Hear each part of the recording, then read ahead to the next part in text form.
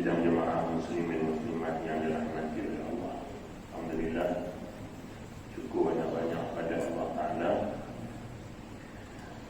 Malam ini Allah izinkan pertemuan kita, dan mudah-mudahan langkah-langkah kita untuk datang ke sini itu dengan niat yang ikhlas, dan Allah bagi kebaikan, dan Allah angkat daripada segala dosa-dosa kita, dan lebih lagi Allah angkat dan lindungi kita daripada wabak yang sedang melanda gelombang yang kedua ni. Dahsyat nampak hari ini saja di Malaysia ada 890 kes baru, membawa jumlah sejak ada hampir 400 kes. Mudah-mudahan Allah melindungi kita, insyaAllah. Hari ini kita sambung insyaAllah pada muka surat 331, perenggan yang ketiga dari atas. Bismillahirrahmanirrahim. Menurut hadis-hadis yang menerangkan mengenai soal jawab di dalam kubur, penampakan tempat di syurga dan neraka kepada manusia, azab dan kenikmatan kubur, serta ziarah kubur dan ucapan salam kepada ahli kubur merupakan bukti yang menunjukkan hal itu. Hal yang ini adanya sesuatu yang manusia tak nampak, yang berlaku kepada seseorang yang telah mati. Bukan dalam kubur, telah tiga mati. Yakni hadis cerita Allah tunjukkan tempat dia. Sebab itu ketika mana hadis Salman Al-Farisi yang masyhur itu, yang mana Nabi SAW dia sebut, kata Salman, orang yang apabila hampir mati dia ada 3 tanda yang sebelum ni pun kita dah sebut. Antaranya ialah berpeluh jabin dia, daripada dahi sampai turun sampai jabin. Jabin ni adalah anak telinga. Kemudian mengalir air mata dia dan muka dia berseri. Kata Jibril, kata Salman Al-Farisi, Nabi SAW sebut, kalau ada tanda ini kepada orang yang mati, bahawa rahmat Allah sedang turun pada dia. Maka dibahas oleh ulama, kenapa air mata dia keluar, kenapa dahi dia berpeluh, dan kenapa muka dia jadi berseri-seri. Ulama dia bahas isu ini, dia berkaitan dengan ini juga. Yang pertama, berpeluh dan juga mengalir air mata tadi ini atas sifat malunya dia dengan Allah. Malu dengan Allah Ta'ala kerana amalan-amalan yang dia buat masa dunia tadi, tak sangka ataupun tidak boleh dia terima soalannya. Allah tunjuk dia tempat dia syurga. Dekat dia nak mati, Allah tunjuk dia, ini tempat engkau, ini tempat engkau. Jadi kerana malu dengan Allah, maka dahi dia berpeluh, air mata dia meleleh dengan sebab terharu.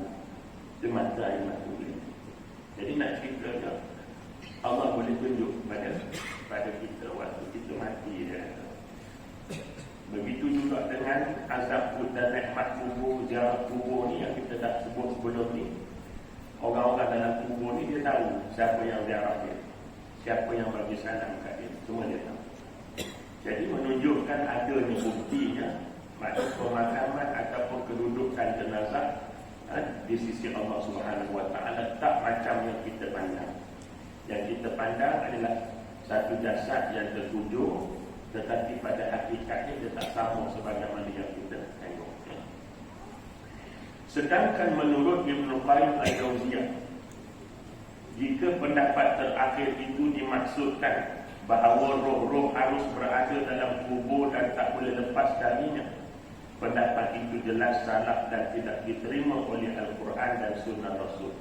Kalau ada pendapat mengatakan roh di mana-mana duduk situ, itu dia bercanggah pada ayat-ayat yang kita baca sebelum daripada ini. Antaranya Waqi'ah ayat 8 sampai 12, Waqi'ah ayat 88 dan 89, Al-A'raf ayat 172, Al-A'raf ayat 11. Ini semua ayat-ayat yang menceritakan bahawa adanya suasana roh yang berbeza, yang menolak pendapat bahawa roh orang mati ini duduk dalam lubang kubur. Tidak.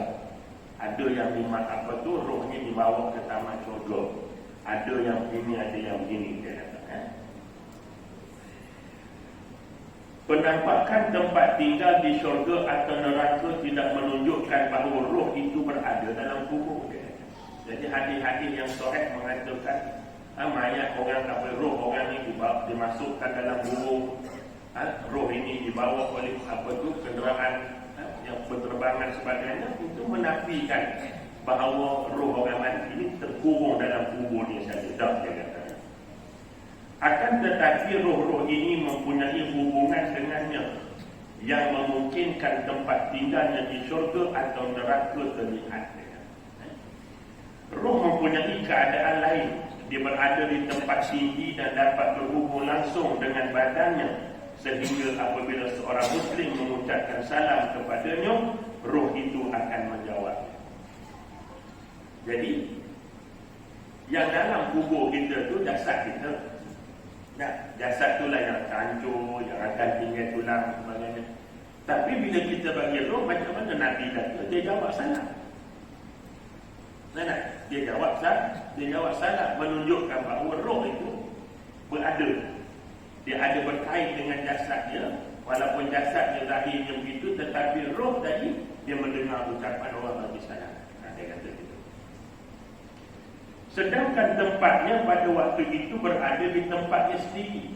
Roh dia tempat sendiri, tapi bila orang bagi salam kat kubur, kenapa Nabi kata boleh jawab? Sedangkan roh orang baik ni ada tempat dia sendiri, roh orang jahat ada tempat dia sendiri. Jadi bila orang bagi salam, dia boleh jawab. Itu tidak bermakna dia duduk dalam kubur. Faham tak? Dia boleh duduk di mana-mana. Gitu dia. Jibril pernah dilihat Rasul sallallahu alaihi wasallam mempunyai 600 sayap.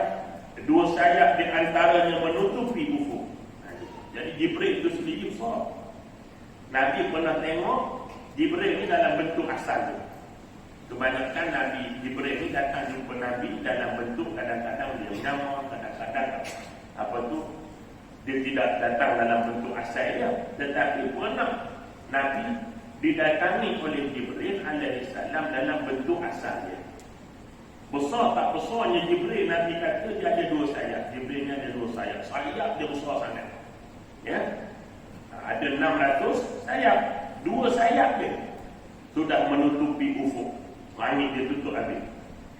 Dan juga Jibril pernah mendekati Nabi sehingga menyentuh kedua lututnya dengan lutut Nabi. Pernah juga Jibril datang dalam bentuk seorang laki-laki, kan? Belaga lutut. Antara Nabi dengan lutut Jibril itu belaga. Pernah juga dia datang begitu je. Hati orang-orang Muslim mukhlis akan terbuka luas untuk mempercayai bahawa Jibril adalah mungkin untuk melakukan hal itu, meskipun tempatnya persemayamnya berada di tempat lain. Jadi dia kata Jibril duduk satu tempat, tapi dengan sebab dia besar, dia boleh dia buat di tempat lain. Faham tak? Contohnya Jibril duduk tempat dia, tiba-tiba berlaku satu hal atas dunia, Jibril buat. Boleh tak? Boleh. Kepak dia saja jauh. Baik. Macam kita mokok tentu. Kita mokok sini, tapi kita cuk asap tu boleh sampai berkilo-kilo. Maknanya kita duduk sini, tapi menyebabkan orang jauh pada kita tu boleh jadi batu. Jadi pelik apa ni? Ada pelik apa ni? Jasad duduk sini, roh duduk tempat sendiri, orang bagi salam boleh jawab. Tidak bermakna roh tadi duduk dalam kubur. Faham tak tuan-tuan sekalian? Hari ni handphone ni kan, duduk sini boleh bercakap dengan orang mereka. Ada duduk sini tuan-tuan, tapi boleh bercakap dengan orang mereka.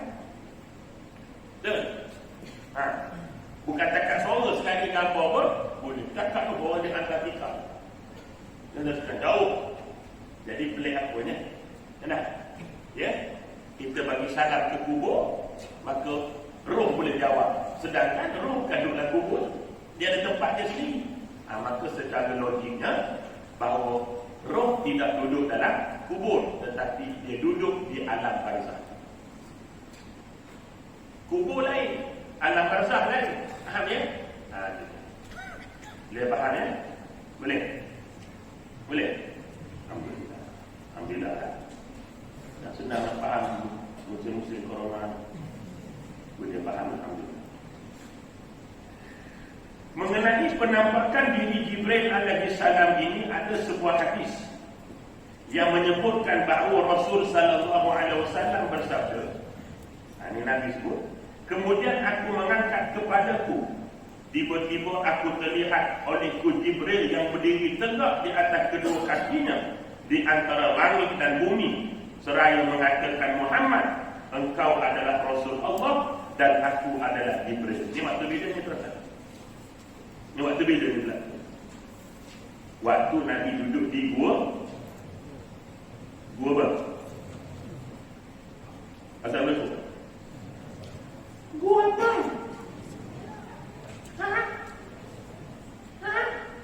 Gua ni kena corona tau.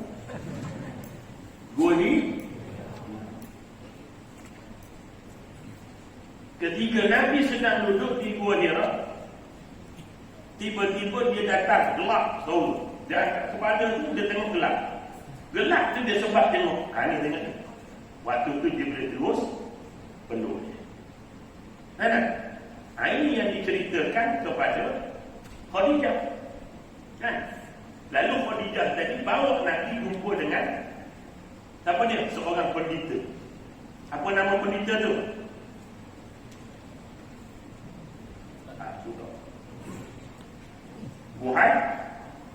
Buhairah satu nasi Bukhari itu, tapi dia beza. Maka ditanya, dia cerita Khadijah kata begini. Kata di Buhairah, itu adalah Jibril, malaikat yang pernah datang kepada Nabi Musa alaihi salam. Nabi kata, aku tengok tu. Dia duduk berdiri tu, kepala tu antara langit dan bumi. Besar tak besar jadi Jibril. Baik.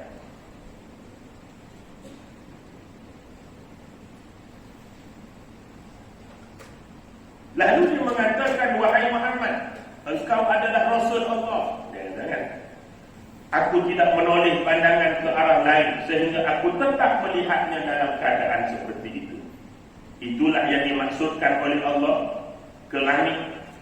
Turunnya Allah ke langit dan langkahnya mendekati langit pada malam Arafah, kerana dia maha suci dari pergerakan dan perbezaan. Jadi begitulah ulama mentakwilkan. Pada hari Arafah Allah ni turun ke langit dunia. Ya? Jadi Allah turun ke langit dunia ni tak banyak tuan-tuan sekalian. Ada pendapat kata 3, ada kata pendapat 5, ada kata pendapat 2. Saya simpulkan daripada banyak-banyak pendapat tu. Pertama, Allah turun ke langit dunia pada bila tuan-tuan?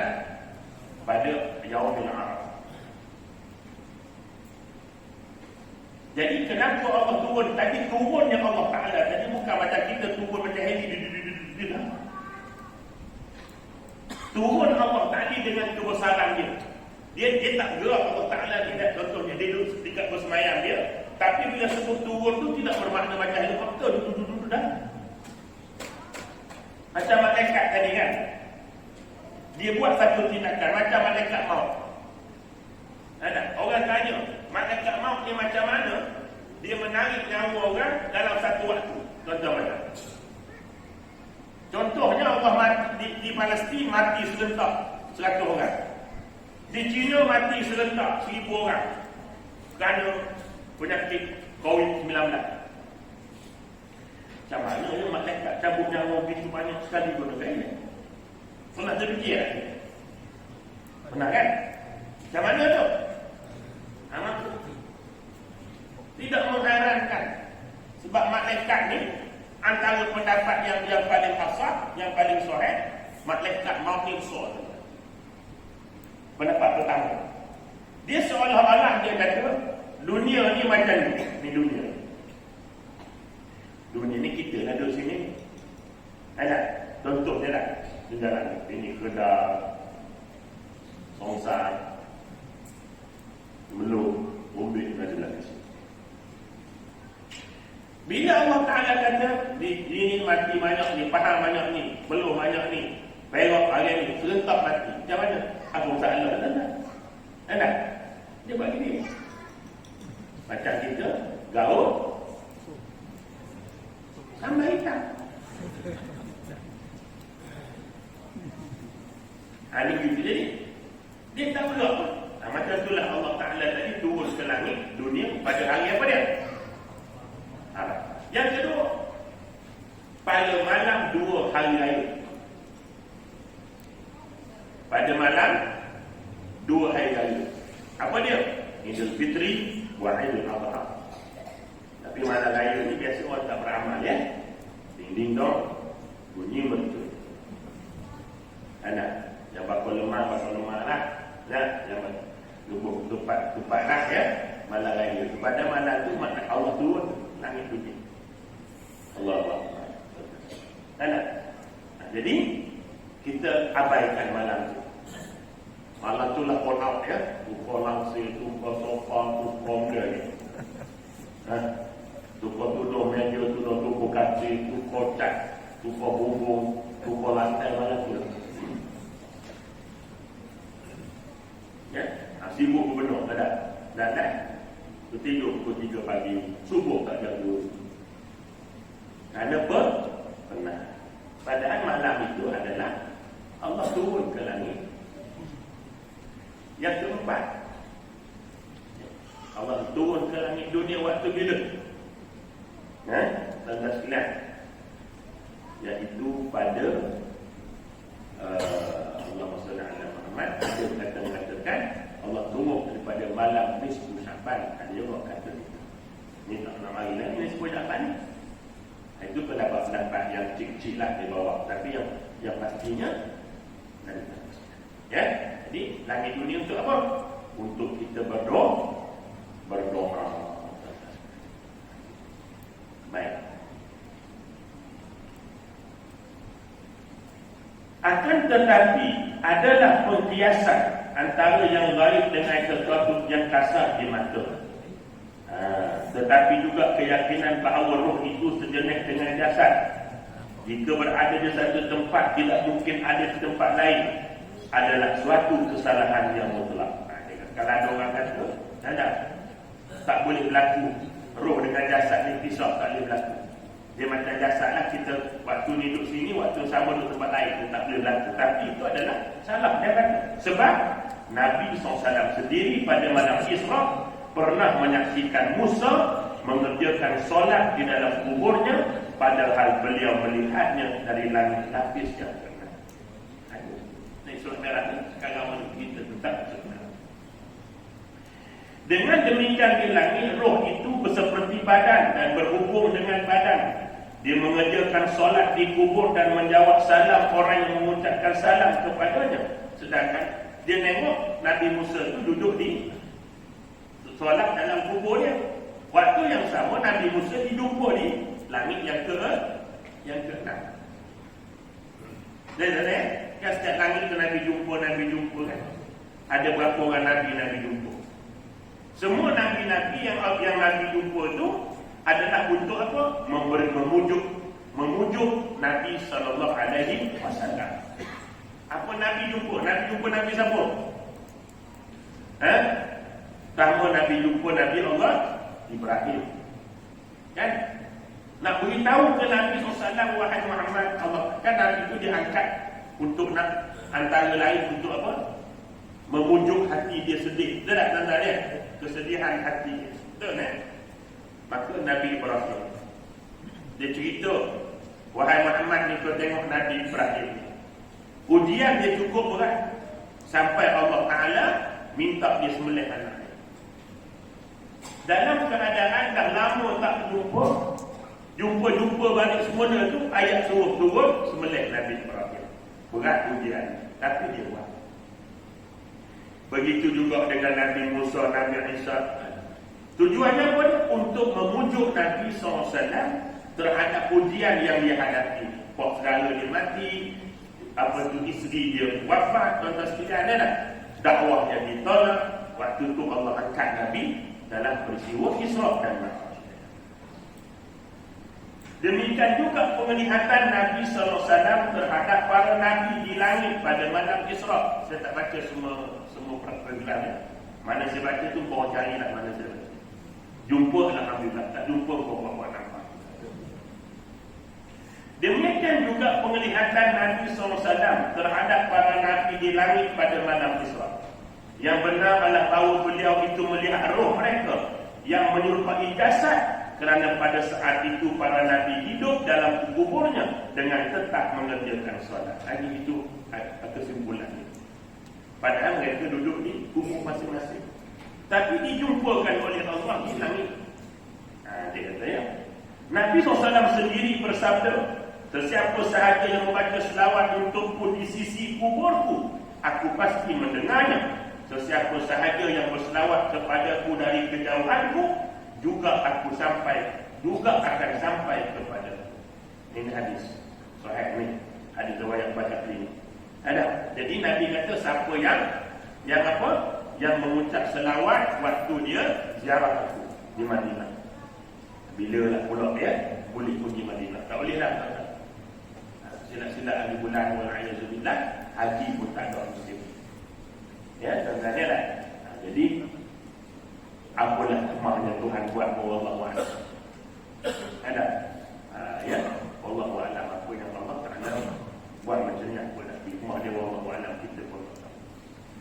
Waktu kita ziarah tu, ya, kita bagi salam. Nabi kata, aku dengar, pasti aku dengar. Dia kata, pasti aku dengar. Ya. Dan siapa-siapa yang berselawat di kejauhan, kita selawat kat sini, selawat kat mana-mana, juga akan sampai kepadaku. Dia tak kata dengar, tuan-tuan. Dia tak kata dengar, dia kata dia dengar. Dia kata sampai. Maka dalam hadis yang lain, Nabi kata barang siapa yang berselawat kepadaku pada hari Jumaat, lalu Allah mengembalikan roh kepadaku, lalu aku menjawab sendiri selawat-selawat mereka. Maknanya pada hari lain, selawat tadi cuma dibawa oleh malaikat. Beritahu wahai Muhammad, simpulan selawat dengan kau sekian banyak. Tak pernah kau tak malaikat. Dia duduk mikir begitu. Nah, jangan duduk mikir kerja malaikat. Settlekan kerja kita sudah. Ada, Allah tahulah mengaturnya. Kita mikir siapa tak selawat kau. Bukan tak nak selawat, kita takut penat malaikat ni kalau turun, naik. Ada duduk mikir begitu. Tak payah mikir gitulah. Berarti kan selawat semua. Nah. Berapa kali sekurang-kurang sehari semalam? Assalamualaikum. 300 kali sehari semalam sekurang-kurangnya. Kerana sebahagian ulama ketika menafsirkan wa yusallimu taslima itu maknanya tidak kurang 300 kali sehari semalam. Tak kurang. Wa yusallimu taslima itu maksudnya berselawatlah kamu pada Nabi dengan selawat yang sempurna. Maksud sempurna di sini tak kurang daripada 300. Tak kurang. Lebih, alhamdulillah.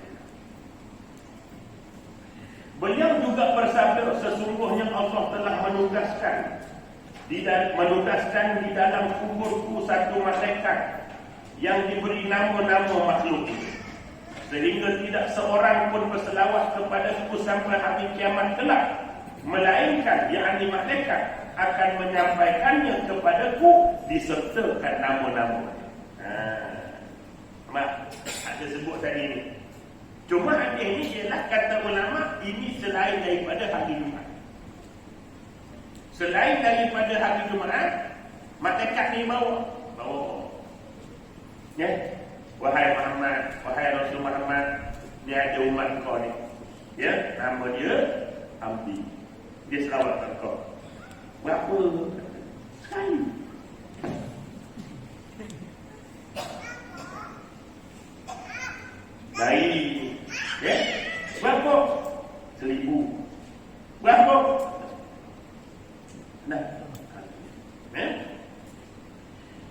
Tuhan kalau mengikut sebahagian ulama-ulama salaf terdahulu. Untuk seseorang itu bermimpi berjumpa Nabi SAW. Ini bukan hadis, bukan firman. Ini berdasarkan pengalaman ulama salaf. Yang jumpa Nabi ini macam jumpa Nabi segalanya. Cuma jumpa dengan Nabi ini tak ada cerita orang. Takut jadi riak. Ada. Boleh mimpi, alhamdulillah sudah. Ada. Maka sekurang-kurangnya orang yang nak bermimpi bertemu dengan baginda Nabi sallallahu alaihi wasallam sehari semalam itu, dia mesti berselawat tidak kurang daripada 7,000 kali. Sikit yang tak 7,000. Cuba buat sekali. Nah, niat ya Allah, aku nak jumpa dengan Nabi, lawat 7,000 kali. Sekurang-kurangnya. Ada rezeki ada. Tak? Tak ada rezeki ada. Mana rezeki Tuhan ada tak? Supaya kita merokok. Ada orang mati, merokok 3 tahun mati jantung. Ada orang 60 tahun merokok. Sihat pada orang tak merokok. Rezeki masing-masing. Tak? Jadi sama juga. Memang jadi maknanya sekurangnya 7,000. Lebih baik kata dia mereka 10,000. Orang kaya. Orang dulu selawat 10,000. Kita selawat 1,000 satu motor. Diorang kamu tak ada buat kerja benda dah start 1,000 satu motor. Dah sebenarnya kan. Start daripada kita jelek mata. Bukan masih jelek. Bagi dalam sehari 24 jam tu 10,000. Cuma dia kata 10,000 itu mesti dicukupi sebelum dia tidur. Tapi tidur cuma tidur malam, bukan tidur kelas. Tidur kelas tak masuk memang. Maknanya 10,000 atau 7,000 itu mesti dia selesaikan sebelum dia menutup mata tidur. Betul tak? Ini bukan hadis ya. Ini bukan firman. Bukan hadis. Ini amalan-amalan suku alim kita ni. Ya.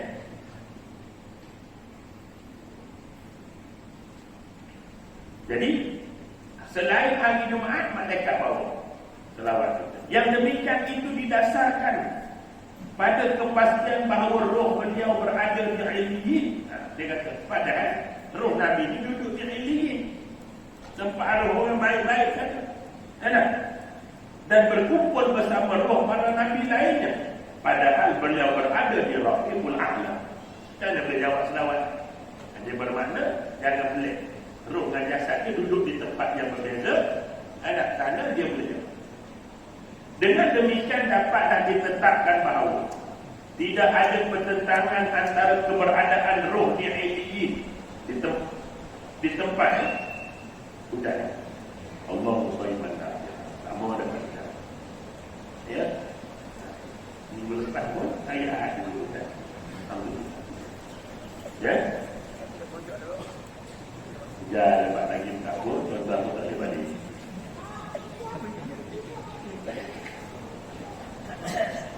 Dapatlah ditetapkan bahawa tidak ada pertentangan antara keberadaan roh di Illiyin di syurga ataupun di langit. Di lain pihak, roh itu sendiri mempunyai hubungi dengan jasad. Jadi kita pergi kubur. Di kubur tu ada apa? Jasadnya. Betul kan? Macam siapa dia? Yang melihat apa tu jasad Zubair bin Awam. Siapa tengok? Zainab. Kan? Zainab tengok roh ke jasad Zubair bin Awam.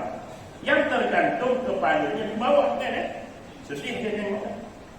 Maka dia beritahu pada dia. Apa dia? Bahawa yang kau tengok itu adalah jasadnya, roh dia tak ada. Duduk dengan Allah. Jasad dia ada.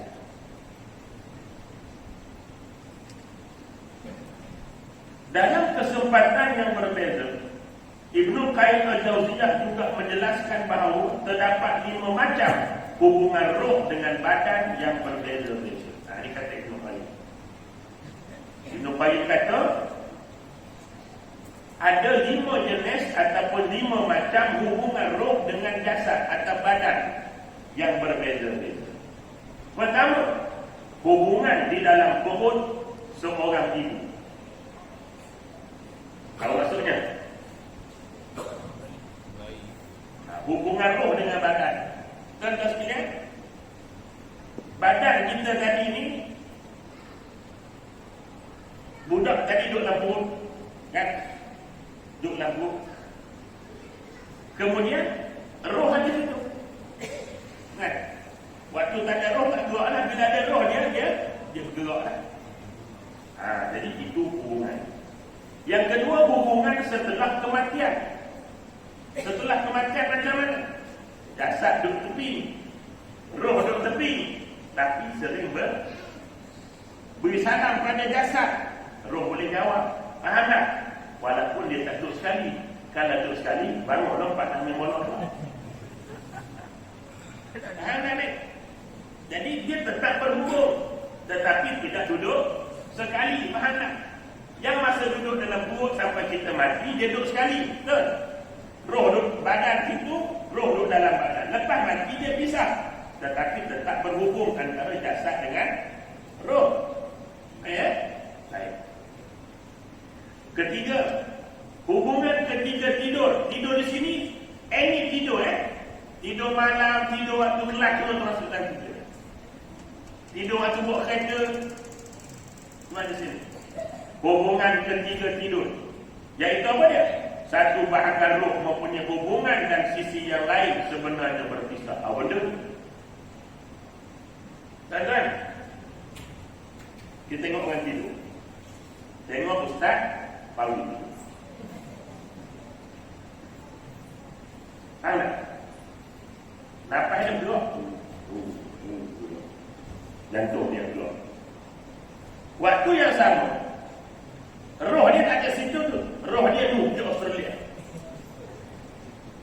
Dia kata, saya mimpi yang semalam kat di Australia. Pukul berapa? Pukul 10 malam. Pukul 10 malam aku tengok awak duduk nampak dia tidur bersama. Roh di Australia, dia cari bini dia.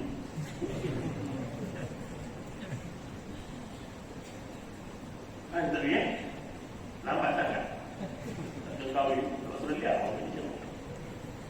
Dekat Mamau mencari.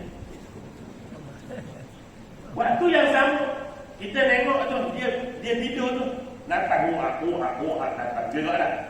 Tapi dia kata semalam mimpi dan kita pukul 10 mimpi ke Australia. Tak hantar pick-up main salji. Padahal mana? Yang pergi sana apa dia? Yang pergi tu roh pergi, jasad tak pergi. Seronok sana. Tulik-tulik berdengung pada. Ini antara waktu di ada tak? Tengok lagi. Ada sini ni. Belum tentu roh ada sini ni.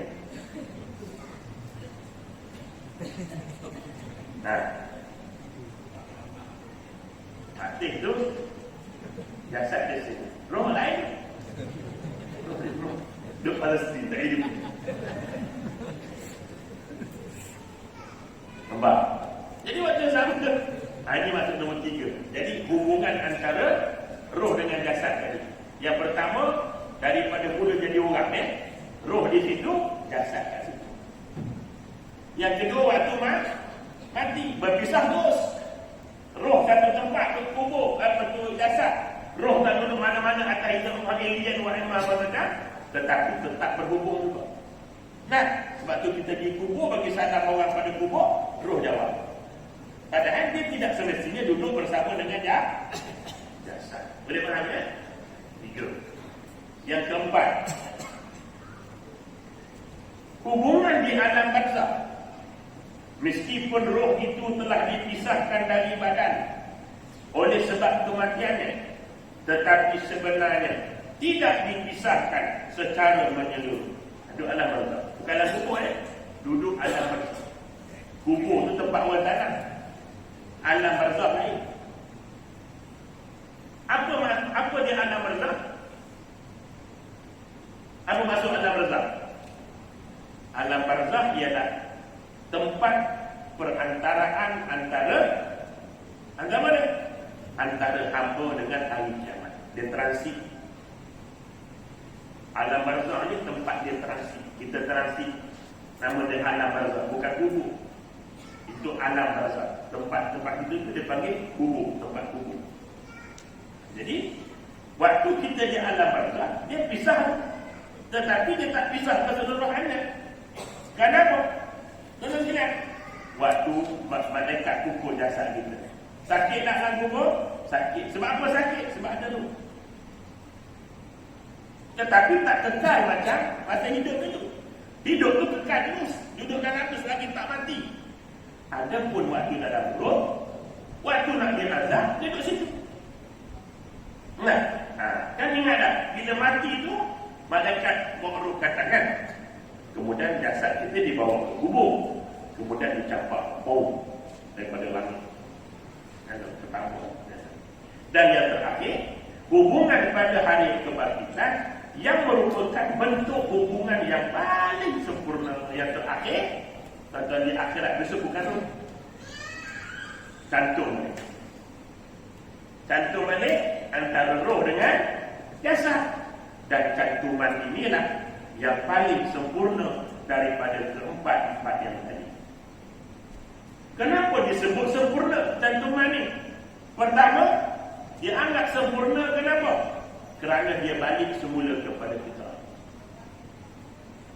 Balik semula kepada fitrah, iaitu fitrah mula-mula duduk dalam rahim mak tadi. Semua mengaku ketuhanan semua. Tapi kalau dia baik, kalau dia tak baik, maksudnya dia tetap dihati juga, tapi dia kekal dalam segi dan sebagainya. Yang kedua, dikatakan sempurna pencantuman ini. Kenapa? Kerana dia tidak mungkin dipisahkan dari kita. Tidak.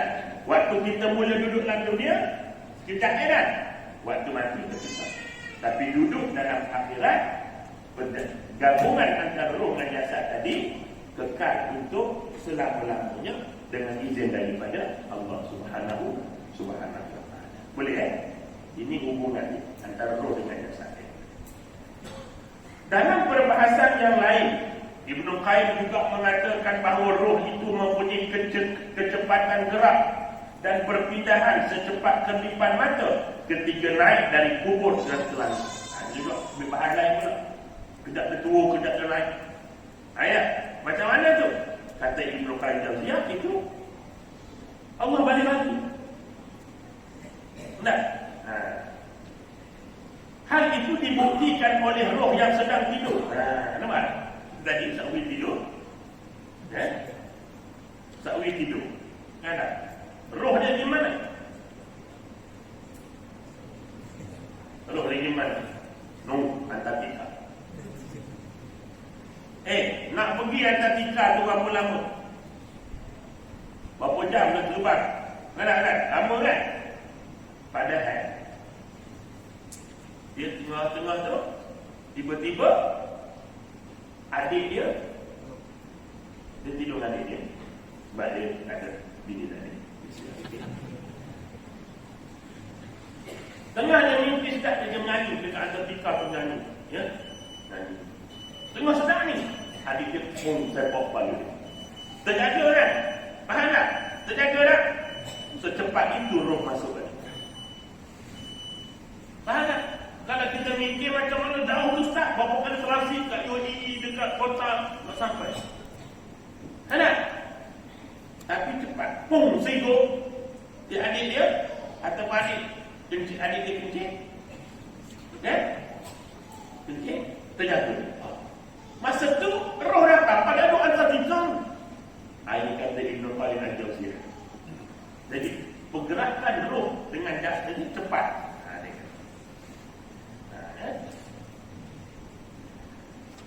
Telah ditetapkan bahawa roh orang yang sedang tidur itu menaiki tangga sampai ke tingkat 7, lalu bersujud pada Allah di lantai aras dan kemudian dikembalikan lagi ke jasadnya dalam waktu yang sangat singkat. Tuan-tuan, sebab tu antara benda yang kita kena baca sebelum tidur, apa dia tuan-tuan? Ialah 3 huruf. Ada?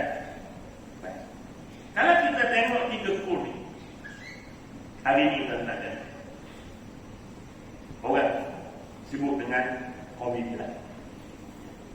COVID ni memang datang daripada Allah lah. Dan dalam surah As-Taghabun ayat 11, ambil baca.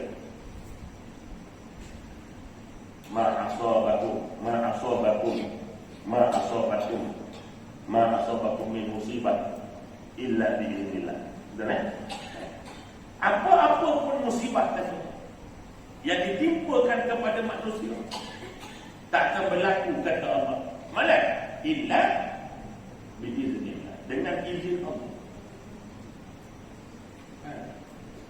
Jadi sebenarnya dalam, kalau kita tengok Islam tu ada, minggu lepas saya dah sebut juga tentang bersih, betul.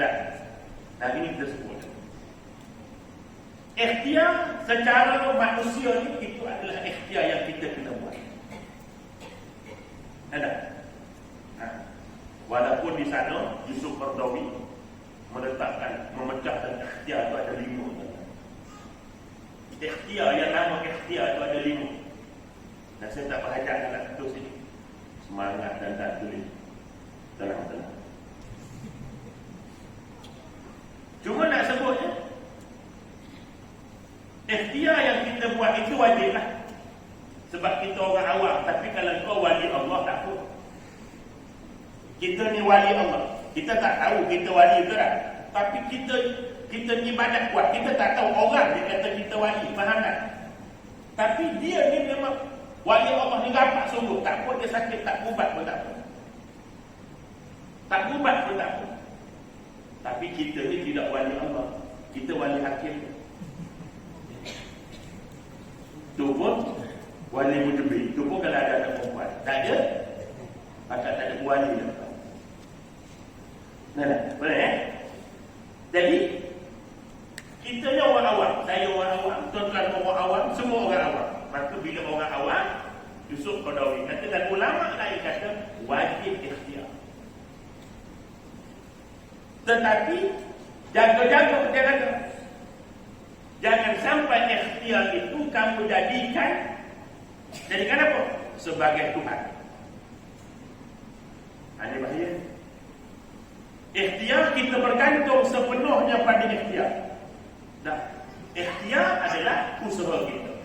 Yang lain serah pada Allah. Maka kaedah nak serah pada Allah ni, itulah tadi. Pertama, ikhtiar sebagai manusia. Dengan Allah dia ada cara. Maka kita tengok. Pertama dalam Tibun Nabawiyah. Tibun Nabawi, perawatan Nabi. Apa surah yang utama dalam Nabi merawat penyakit? Apa dia?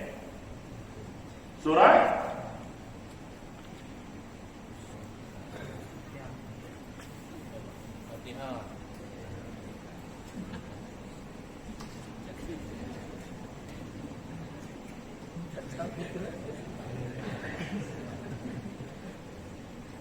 Suratul Fatihah.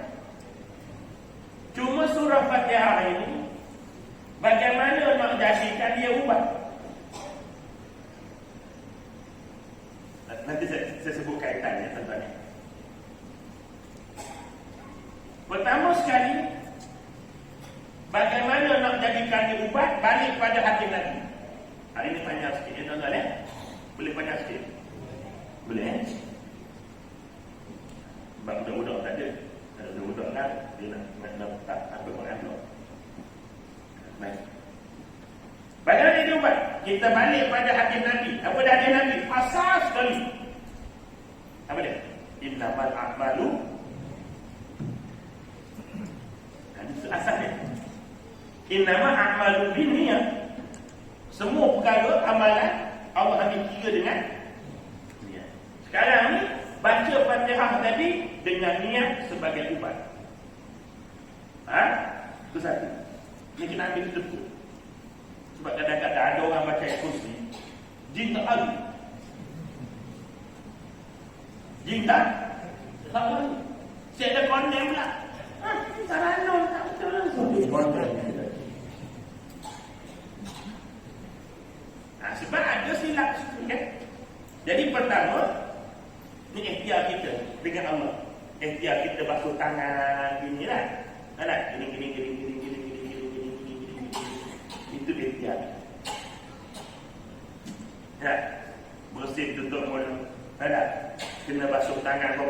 semalam, sekurang-kurangnya 3 ke 4 kali. Kita ambil wudhu 5 kali lah. Melampaui yang dicadangkan oleh KKM. Apa KKM? Kementerian Kesihatan Malaysia.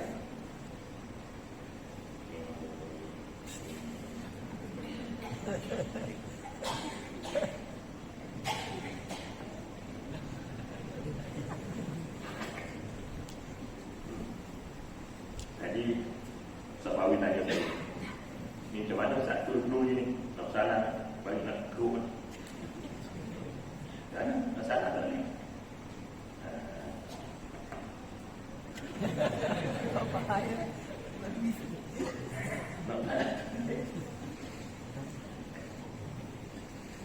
Jadi pertama, bacaan tadi mesti diniat sebagai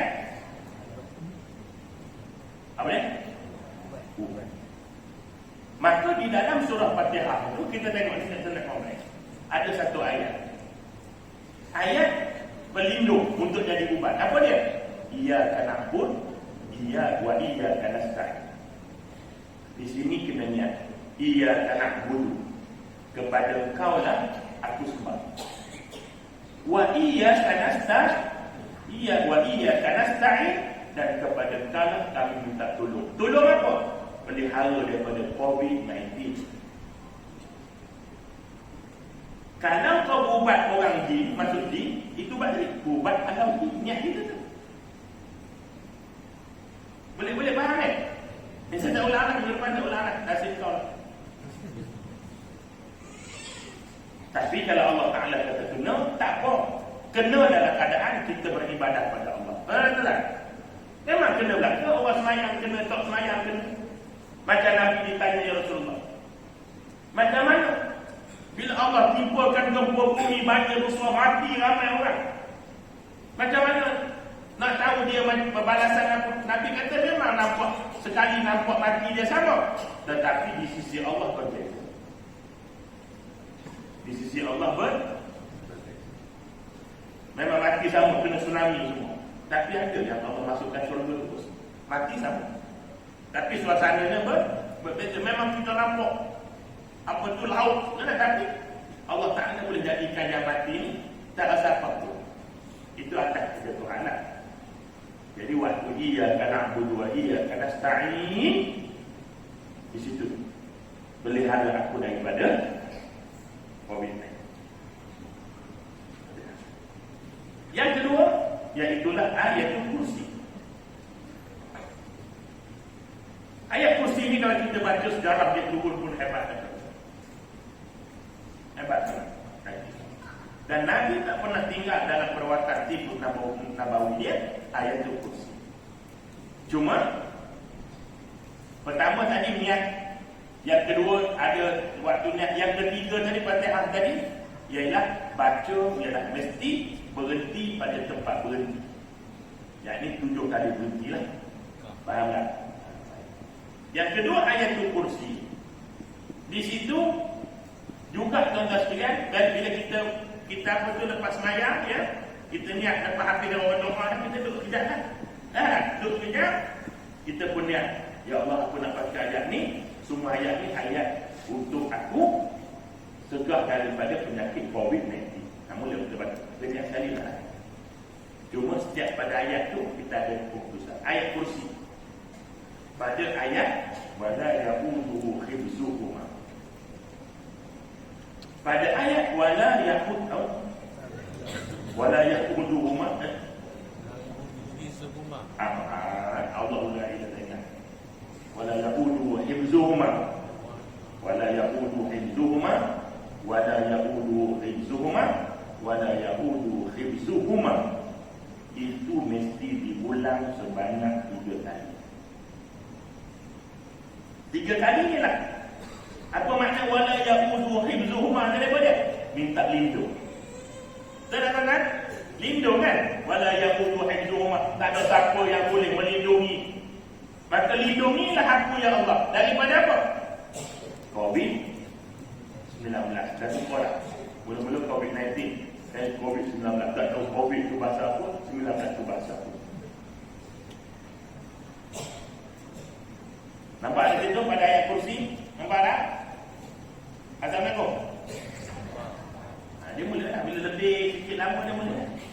Itu dia malas dalam lama tu.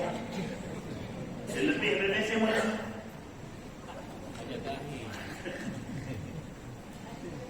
Tenang. Tenang. Wala yauduhu hifzuhuma. Wala yauduhu hifzuhuma. Wala yauduhu hifzuhuma. Barulah sambung habis saya. Tapi bacaannya tetap juga dengan 9 kali berhenti. Boleh tahu di mana tahu kan? Apa? Ada yang tak tahu tak? Ada yang tak tahu, tanya yang tahu lah. Senang, ringkas. Ni sekarang aku yang bagi 4 kali menanya. Jadi yang tahu, yang tak tahu, tanya yang tahu. Kalau tak ada yang tahu, kau cari siapa jumpa, siapa yang tahu. Nanti saya tak payah nak jawab. Baik. Yang ketiga, iaitulah 3 kul. Di sini ni. Lihat.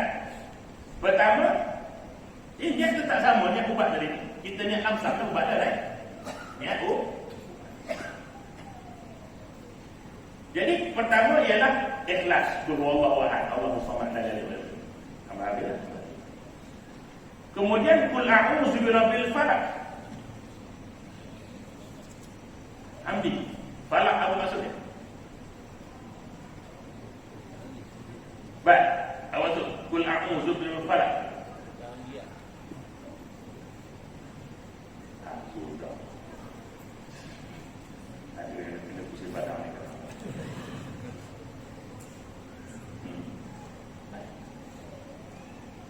Jadi Allah Subhanahu wa taala ni tuan-tuan ni gelap. Ada. Jadi kita berlindung dengan Allah Subhanahu wa taala dari kegelapan. Kegelapan. Sebab kegelapan itu tadi gelap tu bukan maksud gelap malam ni. Walaupun ada juga yang menafsirkan begitu. Ada. Tetapi gelap malam ini maksudnya benda yang kita tak tahu. Kita tahu tak virus ni datang? Dulu dia kata virus ni boleh berkembang dengan apa?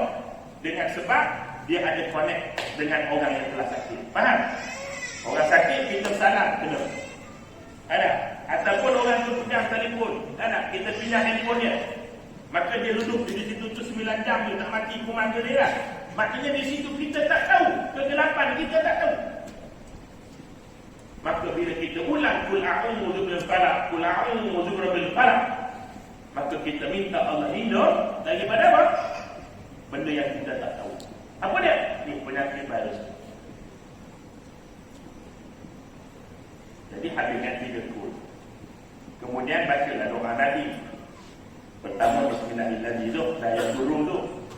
Kemudian a'udzu bikalimatillahi tammah min syarri ma khalaq. Ada yang tahu dah kan? Wan tahu dah? Ibu tahu dah kan dia Wan? Yang tak tahu tanya ibu. Tapi nak tanya ibu dia jangan ni. Rumah dia tak sambil dia nyangkut bunga tu. Ada bagilah. Baik. Jadi ini semuanya dibaca waktu bila? Waktu lepas sembahyang. Kenapa lepas sembahyang? Ada cerita. Saya cerita ke belum Ustaz? Tentang Abdullah bin Rawah. Memang dah masuk umur belum lah. Padahal dia tak ingat. Padahal belum umur. Belum Ustaz. Boleh panjang sikit Betul. Ni biasa saya ulah abad ni biasa sampai dekat subuh. Okey.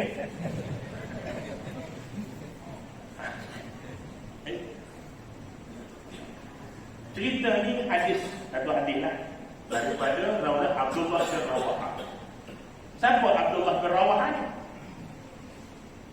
Sahabat Nabi. Dia terkorban dalam perang Mu'tah. Jadi tuan-tuan kalau nak mahir lagi bab sejarah sirah ni, sila datang kuliah sirah setiap Jumaat malam setiap. Kat sini pusat Pepawi akan pusat Pepawi. Ada ngajar sirah. Datanglah nak tengok. Ada dalam sirah tu akan lumpuhlah peperangan Mu'tah. Jangan salah sebut kata Mu'tah, bukan Mu'tah.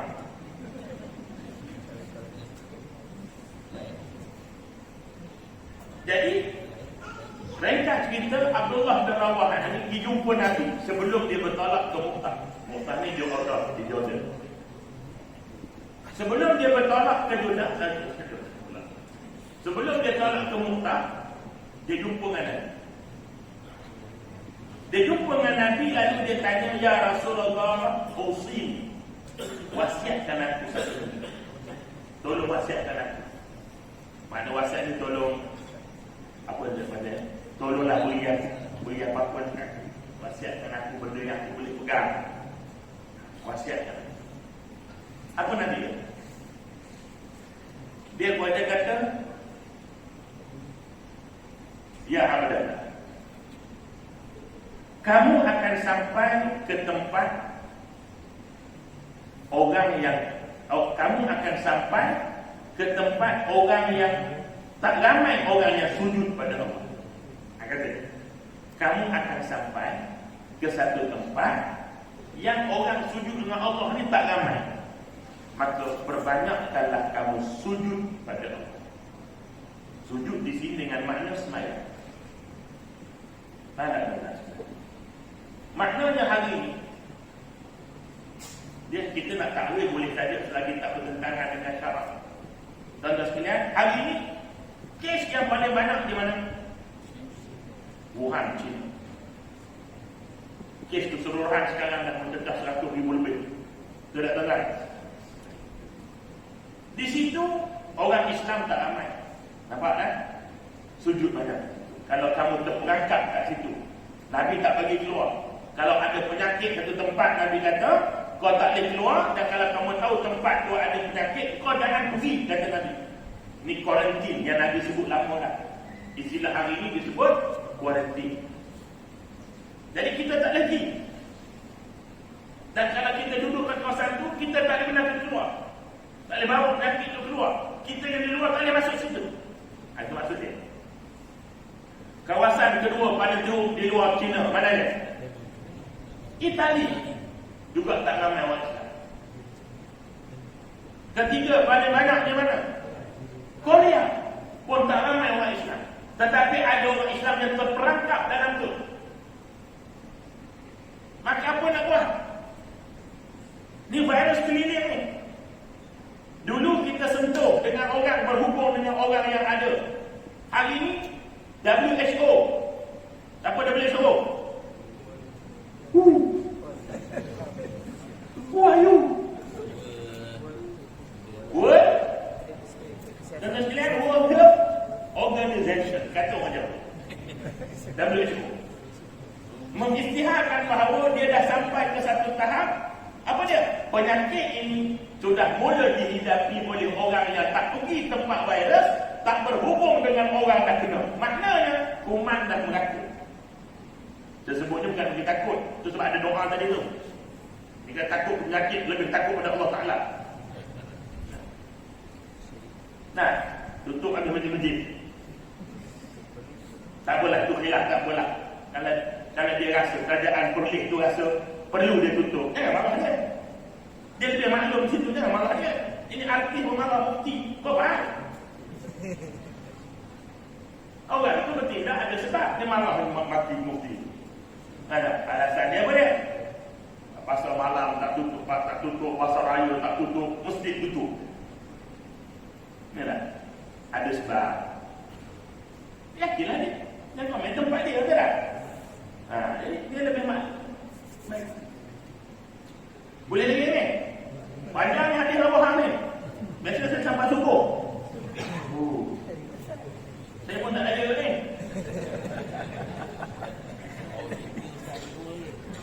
Apa you boleh?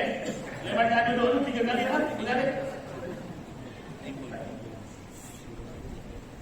Jadi, di mana lagi tempat yang teruk tuan-tuan sekalian? Iran.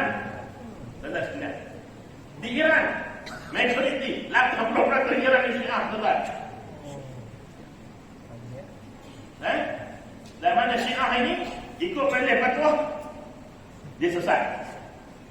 Maka kalau hari ini orang Islam yang Sunni ada dalam tu 30% dia sawi. Sunni di Syiah tu duduk tak boleh keluar. Nak buat macam mana? Ni yang dimaksudkan kamu akan sampai ke satu tempat, tak ramai orang semayang kat situ. Fa'aksiru, kata dia, perbanyakkan kamu sujud pada Allah. Banyak tersemayang. Kita tak boleh nak buat apa, keliling virus ni. Sebab dulu tak apa, kita tak jumpa orang. Sekarang tak jumpa pun boleh kena. Dah ada dah penyakit, tuan-tuan. Ni keluar macam-macam, makan singgang apa benda. Makan juga. Ini boleh untuk mencegah penyakit makan singgang. Laku kena singgang mana? Bangsa ada kawan cerita, bini dia hari buat singgang. Terima. Kan hari-hari bertinggal muntah.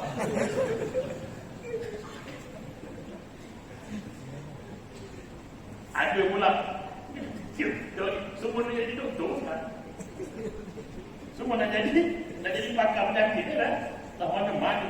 Ini fenomena panas ini kata. Kenapa? Kerana rahmat Allah. Kerana panas ini akan mematikan umat. Apa tu? COVID-19 dia kata panas. Itu orang merokok sambung pula memang.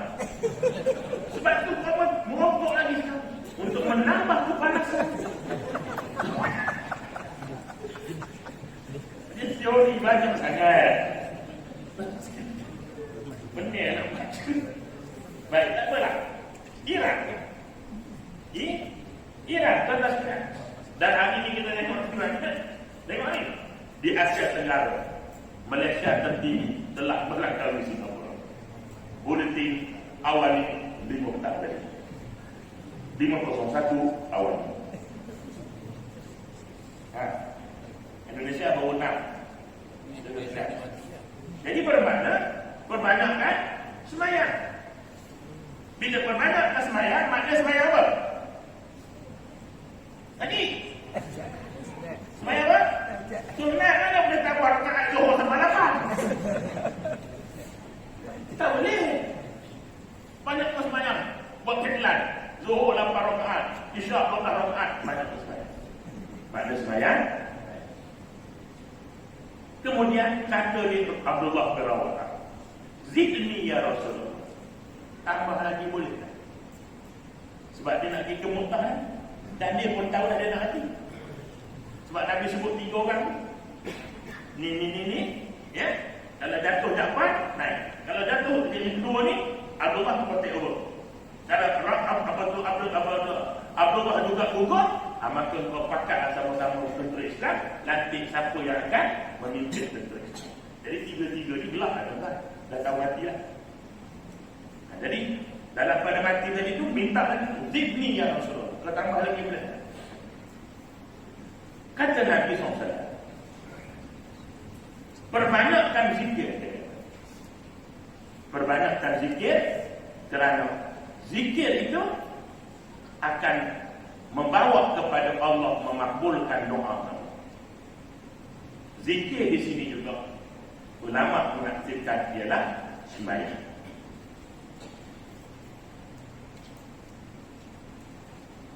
Jadi kenapa dia sebut zikir?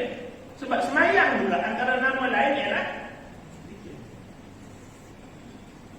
Dan Abdullah bin Rawatah berdua nak pergi ke Mu'tah ni, pergi perang. Nabi tak pergi perang Mu'tah ni. Nabi hantar pada tentera je. Dia tak pergi. Abdullah dia kira berasa tak sedap hati. Patah balik. Kata, ya Rasulullah, wasiatkan aku. Ya, muka boleh buka dalam hadis, dalam kitab Tanbihu Al-Ghafil.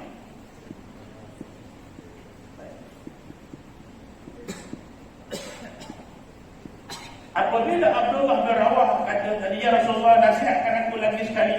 Nabi ulang balik, perbanyakkan zikir. Yang macam yang dua perbanyakkan zikir. Habis tu terus kata dia Nabi, sesungguhnya Allah itu witir dan dia suka benda yang witir. Rupanya ada sebab. Kenapa Allah gerakkan hati Abdul Rawahab tu patah balik? Sebab nak tutup penutup banyak semayang, jangan lupa tutup dengan witir. Al-witru haqqun, al-witru haqqun, al-witru haqqun, faman lam yutir falaysa minni. Witir itu hak, kata Nabi ulang 3 kali. Siapa yang tidak witir, sengaja tak witir, maka dia bukan dari golongan itu. Dengan maksud Nabi tak suka orang yang semayang sunat banyak, dia tak tutup. Tuan-tuan, buka pintu, kena tutup tak? Buka pada sangkar, kena tutup tak? Buka suis, kena tutup tak? Macam mana? Ada? Jadi, kalau kau buka semayang, tutuplah semayang. Maka penutup solat itu nama dia witir, kerana mesti diganjilkan. Maka kesimpulannya tuan-tuan, yang kita baca semua tadi ni adalah selepas solat Fatihah, ayatul kursi, Bismillahirrahmanirrahim, 3 kul, dan juga a'udzu bikalimatillahit tammah. Ni doa Nabi. Ni doa Nabi. A'udzu bikalimatillahit tammah min syarri ma khalaq. Dalam Khulasah ada tak? Baik. Ada. Ada. Ada. Ada. Ada. Ada.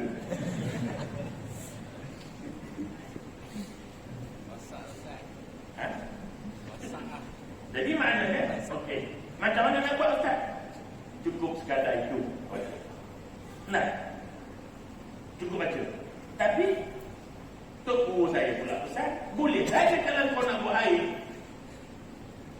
bacakan pada air, minumlah air. Tapi asasnya ialah dengan baca Ustaz, baca. Kita kalau Allah Ta'ala nak kena, tuan-tuan sekalian, Nabi pun kena sendiri. Tuan-tuan, tapi kena kita atas dasar takwa. Tuan-tuan, walaupun orang lain mati sama sebab yang sama, tapi ada orang yang semayang mati sebab kanser, ada orang tak semayang mati sebab kanser. Nampak zahir sama? Di sisi Allah berbeza.